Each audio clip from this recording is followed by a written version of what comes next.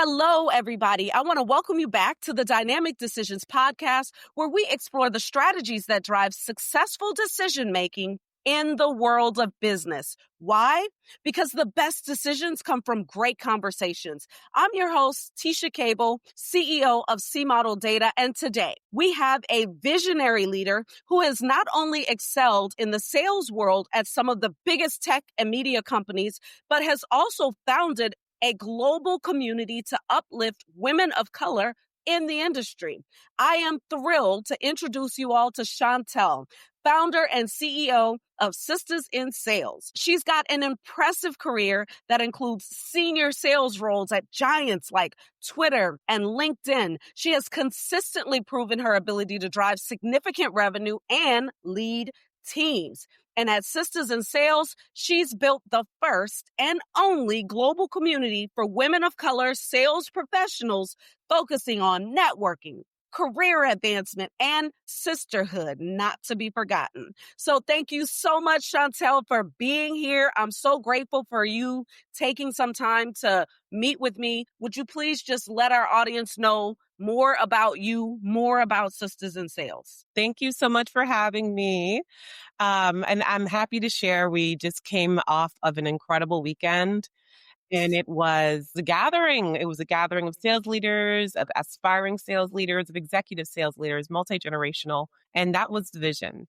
And I founded this 8 years ago with the hopes that we could build our own ecosystem in an industry that I love very much. And I thought I was the only one that loved sales until, fast forward 8 years later, 20,000 of us globally love it as much as I do. And I think when it comes to SIS and the future for SIS, it's making sales feel so attainable, approachable, and simple so that even if you are on the fence about it as a career track, you don't feel self-conscious or worrisome when it comes to approaching this, because there's a whole network of women of color who have picked sales to be their primary career and profession that are here to welcome you. I love it. And so first of all, congratulations on the event. It was fantastic. And thanks for having me. Secondly, congratulations on getting a community to 20,000. I know that this is no easy feat, and that alone takes the ability to tell a story and let people know what it is that you're going to do to support them and then getting them to buy in. So that's fantastic. So you've navigated senior sales roles at places like Twitter and LinkedIn during periods of significant platform evolution and market disruption. When you're architecting sales strategies in environments where the product itself is being redefined, whether it's Twitter changing advertising models or LinkedIn really expanding enterprise solutions, how do you balance the pressure to hit quarterly numbers with the need to build long-term client relationships? So a lot of sales actually has its roots in project management, in the sense that you look at your accounts and the universe of the accounts that you have, and you create segments for them, whether they're big bets, growth opportunity, or accounts that you may not prioritize this quarter. The analysis of looking at your universe of business is actually critical in the fundamentals to making great decisions. It's not necessarily about how charismatic you are, how extroverted you are, or not even communication in general. It's literally about time management and bucketing your accounts in the right order and then attacking sequentially. Yes, ma'am. I like the fact that you're digging towards time management, because I think people take time management for granted often, right? You know what it makes me think of? It makes me think about the difference between like LeBron James and Steph Curry. So sorry to bring a sports analogy. So like LeBron is just a big guy.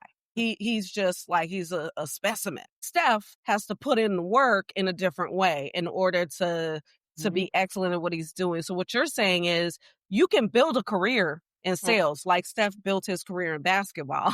You just have to put in the work and learn how to effectively manage your time. Good stuff. So at Sisters in Sales, you've created something what I consider to be completely unprecedented. It's a global community addressing systemic gaps in professional development of women of color. When you encounter organizational partners or sponsors whose DEI commitments sound impressive, but whose actual decision-making suggests performative allyship, how do you navigate those conversations? What's like your framework for determining Which partnerships will genuinely advance your members' careers versus those that might dilute your mission? That's a good question. I would say that two parts. So there's an assumption here that those pledges are real. So some of those pledges, unfortunately, were not. So there's that. And so like we move past that and let's assume that we are in a utopia where everything that corporate America said they were going to do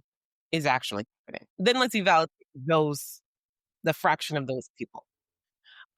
Usually I like to tie their investment to job placement. For me, that's how I measure the growth of the partnership. For example, we have a partner that's hired 10 women from one event. 30 women attended. I mean, as you can imagine, that's one in every third person was hired by the company. That's amazing. That's the growth I want. Money without placement or money without action it does both of us a disservice. Our community is wondering what the next steps are. You don't have any KPIs to go back to your executive team. So hiring is usually the easiest KPI for us to rally around. I Yep. like it. Yeah. Yes. The other one that I look at when evaluating would be the product that the company has to sell. So our community is also looking for hot new products and new pathways to sell in this ever changing technology landscape. So, for example, we had an amazing event with OpenAI on our pre summit lead up for the weekend. They're building a lot of amazing enterprise projects. Our membership is now really excited to join because they see a place for themselves there. They're building futuristically. Like that relationship is also a positive ROI.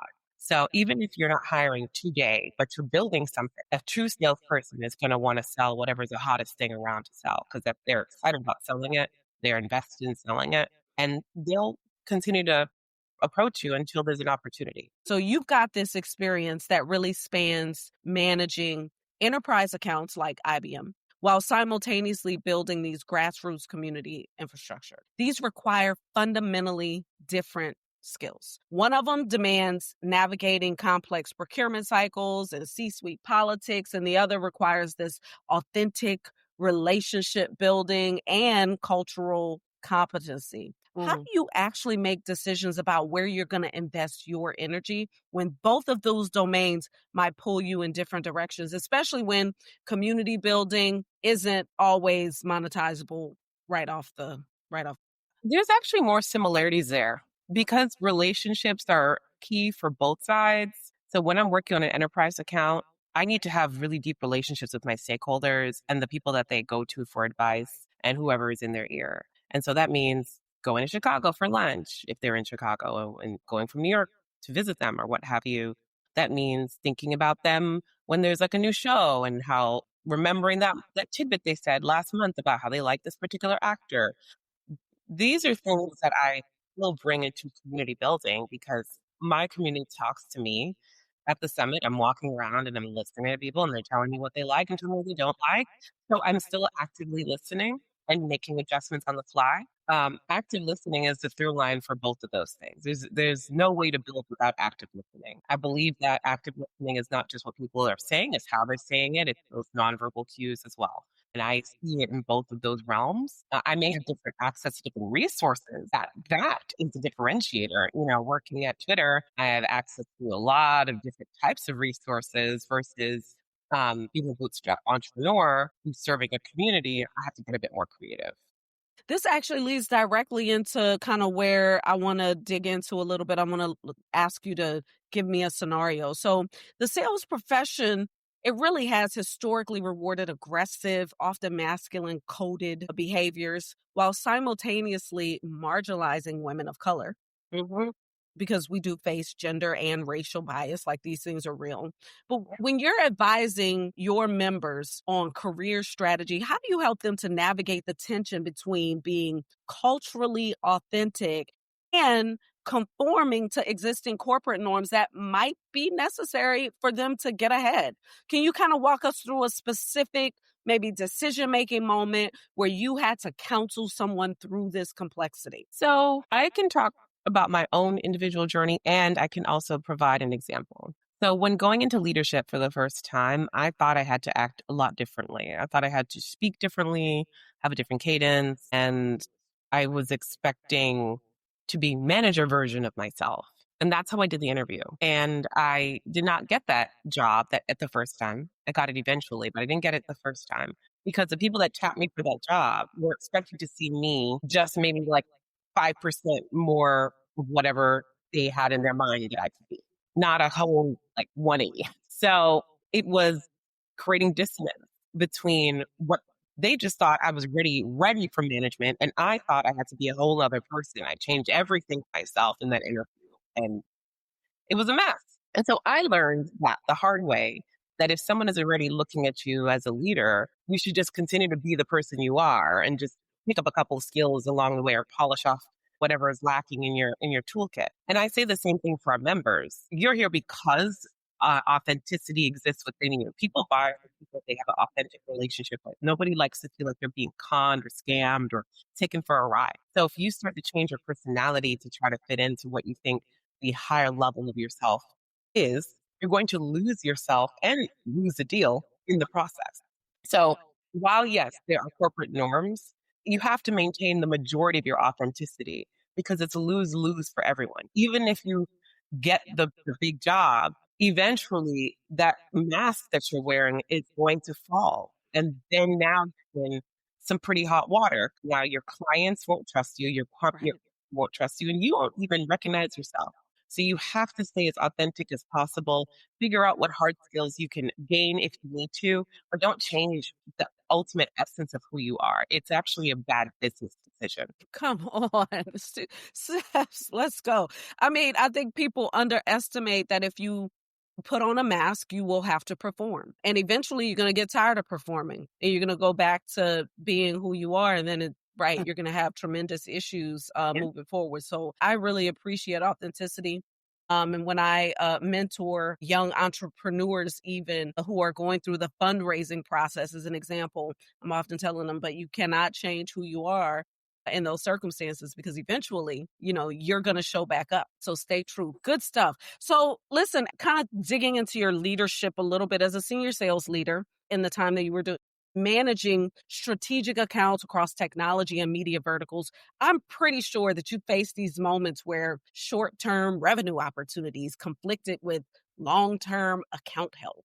Can you describe a situation where you had to choose between closing a deal that might make your quarterly number, but potentially set up an unrealistic client expectation versus walking away from the revenue to protect the relationship? And tell us a little bit about how you might have navigated that. And was there any internal pressure that you had to experience in order to do that?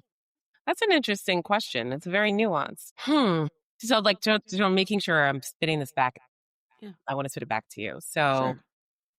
is there a scenario where I have walked away from a short term opportunity because of a higher value long term opportunity?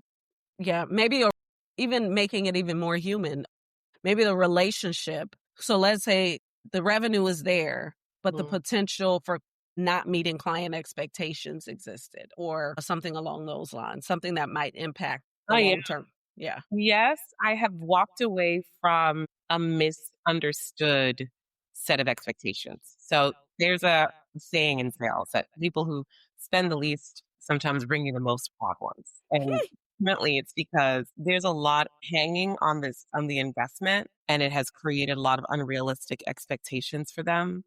And so it is better at times to walk away before you set yourself up into a series of problems. For the person to really understand that nothing is perfect, there's always going to be a bump in the road for any purchase. I mean, even the biggest companies in the world have challenges. Apple, like every company has its own challenges. So I have walked away from short term opportunities because I felt like the client had expected the sun, moon, and the stars. And I was comfortable moving in that direction and then setting myself up or my team up for inevitable problems and challenges. I'd rather take the slower route, especially when you're building a book of business. It's not like they're going to disappear out of your life. You still got to talk to them. So when you're building a larger book of business that has a lot of strategic layers to it, you just got to take your time and make sure that you and the customer are on the same page. And Any seasoned leader, sales leader will understand that because money today, you're not necessarily money tomorrow because of how challenging it will be to keep that client happy. And it's always best to have a smaller group of customers that are really happy with you because they're going to renew and evangelize and trying to get a bunch of small deals from everybody. The inverse can happen that they are now putting terrible things about you because of the No, it absolutely does. And what I'll add, for the sake of our audience, is just to say, at the end of the day, it's about finding purpose in every single thing that you do. So when you go out and you are bringing different customers in, what's the purpose that that customer actually serves? And then what's the purpose that you serve for that customer? And I say that because that's a part of that sort of relationship building that you get to extend. All right, we're going to go into the favorite segment. What I'm going to do is I'm going to explore your decision-making style through a persona assessment. I'm going to present 4 different approaches to complex decisions. After each one, you're going to tell me how much the way that I'm questioning resonates with your actual decision-making process. You get a scale of 0 to 100%, but you only get a 100% total across all 4 of the questions. And I give them to you one at a time. So you'll be able to rate from 0 to 100% after you hear what I have to say. Okay. Okay. So the first one is called the feeler. It's a values driven leader. So this persona prioritizes alignment with core mission and considers the human impact on individuals and communities, especially those historically marginalized. When considering a new initiative for Sisters in Sales or evaluating a strategic partnership, I find myself asking, beyond the business metrics and growth potential, what are the deeper human consequences of this decision? If we accept funding or partnership from this organization, will it require us to soften our advocacy for systemic change in ways that ultimately betray our members' trust? Are we creating pathways that genuinely dismantle barriers, or are we just helping exceptional individuals navigate around obstacles that will remain for even the next generation? Even when board members or advisors push for scale and monetization, I need to feel confident that we're building something that fundamentally shifts power dynamics, not just provides access to existing broken systems. So how much does approaching major decisions through that justice-oriented human impact lens resonate with your leadership philosophy? I would say 1,000%. That's like the core leadership philosophy that I have. Okay, but you don't get 1,000. You got 100% total, and you still got 3 more questions after this one. Okay, 60%. 60%. Okay, so that leaves 40% for the balance of these questions. There's 3 more. Are you ready? The next one is called the planner. It's a strategic visionary. So this persona thinks in systems and cycles, anticipating how decisions will compound across multiple futures while considering intersecting market forces. So when making strategic decisions about SIS or my sales leadership approach, I ask myself, how will this choice position us across multiple scenarios that we can't fully predict? If economic downturns disproportionately impact diversity initiatives, as history shows they often do, will our current structure and relationships provide resilience, or will we be the first thing cut from corporate budgets? How will AI and automation reshape sales roles in ways that might further marginalize women of color if we don't proactively build new competencies now?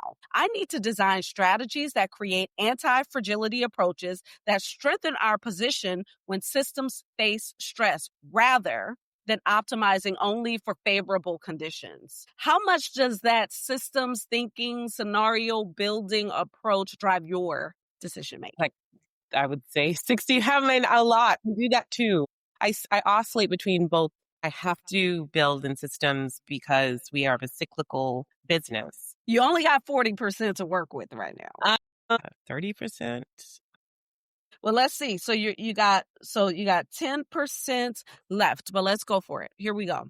The next one is called the counter. It's the challenger of assumptions. So this persona instinctively questions industry orthodoxies and conventional wisdom, especially narratives that have historically excluded certain perspectives. When evaluating community strategies or sales approaches, I find myself asking, what fundamental assumptions about professional success and career development are we accepting that actually reinforce existing inequities? While everyone talks about leaning in and individual empowerment, are we ignoring how systemic barriers require collective action rather than just personal development? What if the traditional sales career ladder is actually designed to filter out people who don't fit a narrow cultural profile, regardless of their talent? I tend to examine why certain best practices became standards and whether they're actually effective or just comfortable for those already in power. And whether our unique position allows us to prove alternative pathways that others have dismissed. So, how does that assumption, challenging, systems critique, questioning style influence your approach? 0%. All right. 0% count. Tell me more.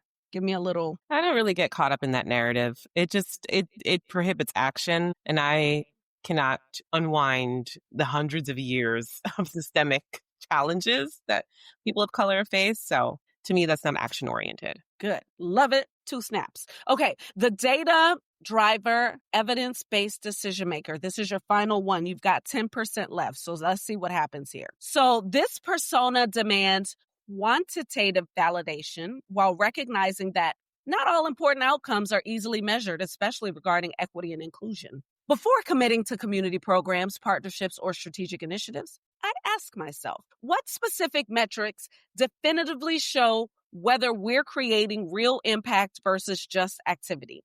Beyond vanity metrics like event attendance or social media engagement, what leading indicators, promotion rates for members, salary increases, you kind of talked about that earlier, retention in sales roles, or representation in leadership pipelines will give us unambiguous feedback on effectiveness. However, I also recognize that some of our most important impact, restored confidence, sense of belonging, or cultural authenticity, resists quantification.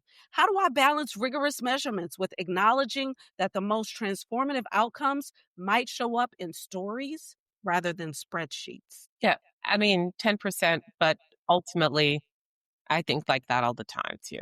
I oscillate between the top 3. That's great. So you are 60% feeler, 30% planner, 0% counter, and 10% data driver. And just so you know, on that 0%, a lot of times as we build teams, there's somebody on the team who takes on like a counter perspective to Yeah. balance the team out. So that's really, really cool. Thank you for participating in that. That's just my favorite little thing to do with folks. Yeah, yeah. Okay, so here's the last question that I have for you. You have built a remarkable career, and I just want to say kudos to you because I know that it's a difficult thing. If you could share one counterintuitive insight about leadership that challenges how we typically think about professional success, particularly for your community, what would that be? If I could challenge an aspect of leadership, Yeah, so one counterintuitive insight about leadership, yeah, that actually challenges how we think about professional success. I believe that we are in the age of the greatest equalizer that we have ever been in. And you no longer have to wait for information to get to you for you to be able to make decisions. The information and intelligence is abundant. And it's ultimately the choice is yours. It's between all that is accessible to you from AI, all that's accessible to you from leaders sharing their insights just like this. If you're not taking any action, then the onus is on you.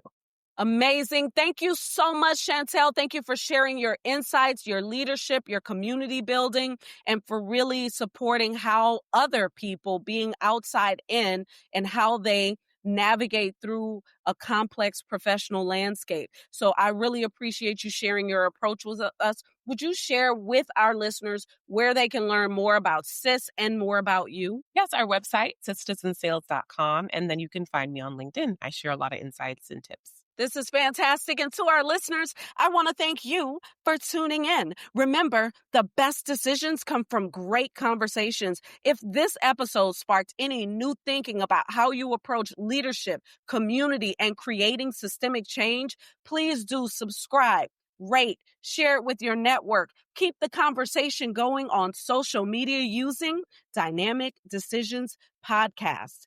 And until next time, keep questioning, keep growing, and keep leading with purpose.